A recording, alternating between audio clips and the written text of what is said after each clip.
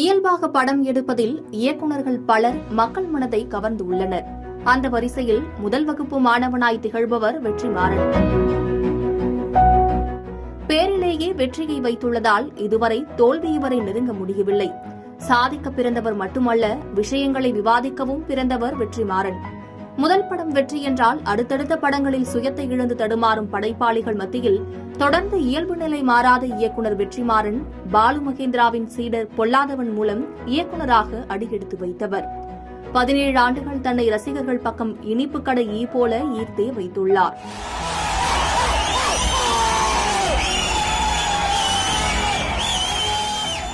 பொல்லாதவன் படத்தில் இளைஞன் Pulsar bike என சுற்றிய கதை, அதையடுத்து அவர் எழுதி இயக்கிய ஆடுகளம் அவருக்கு மட்டுமே 2 தேசிய விருதுகளை பெற்றுத் தந்தது.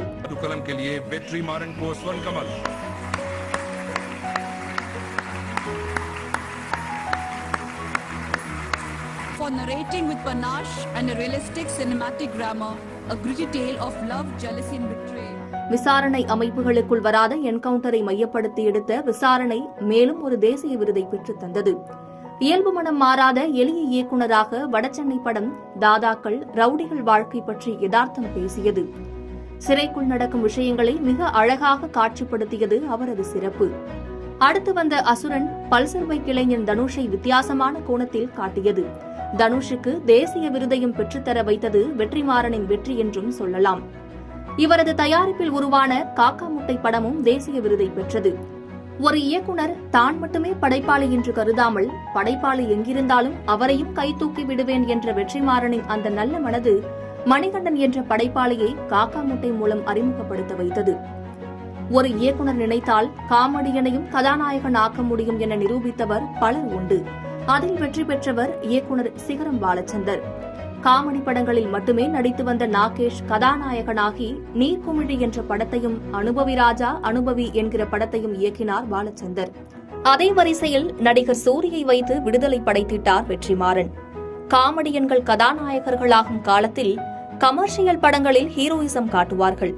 ஆனால் விடுதலையில் கலங்கடிக்கும் கண்ணீர் கதையை பேசியது சூரியை அதன் மைய பாத்திரமாக ஜொலிக்க வைத்தது வெற்றிமாறனின் சிறப்பு என்று சொல்லலாம். பொதுவாக சினிமாவில் படைப்பாளிகள் தேசிய விருது பெறுவார்கள், மாநில விருது பெறுவார்கள். ஆனால் அந்த படைப்பு கமர்ஷியலாக வெற்றி பெறாது. கமர்ஷியலாக வெற்றி பெறும் படைப்பாளிகள் மக்கள் நலனை பற்றி கவலைப்பட மாட்டார்கள், தேசிய விருது பெற்றிருக்க மாட்டார்கள். ஆனால் வெற்றிமாறன் ஒருவர்தான் ஒரு படைப்பை கமர்ஷியலாகவும் வெற்றி பெற வைத்து தேசிய விருதையும் ஒருங்கே பெற்ற பெருமைக்குரிய படைப்பாளி என்று சொல்லலாம்.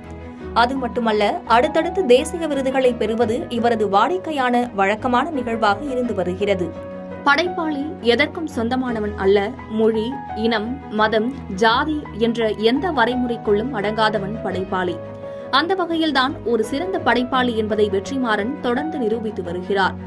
பல வெற்றி படங்களை கொடுத்து பல தேசிய விருதுகளை பெற்று 17 ஆண்டுகளாக வெற்றி இயக்குநராக, படைப்பாளியாக, கதாசிரியராக, தயாரிப்பாளராக உலாவரும் வெற்றிமாறன் இன்று வரை தன் சுயத்தை இழக்காமல் எந்த சர்ச்சைகளுக்குள்ளும் சிக்காமல் இயங்கி வருவது பெருமிதமாக பார்க்கக்கூடிய ஒன்று என்றும் சொல்லலாம்.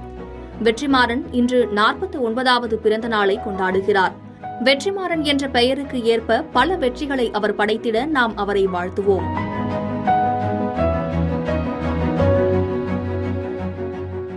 பாதகம் செய்பவரை கண்டால் நாம் பயங்கொள்ளலாகாது பாப்பா. மோதி மிதித்து விடு பாப்பா, அவர் முகத்தில் உமிழ்ந்து விடு பாப்பா. அண்மை செய்திகளை உடனுக்குடன் தெரிந்து கொள்ள இணைந்திருங்கள் இயம்நாடு தொலைக்காட்சியுடன்.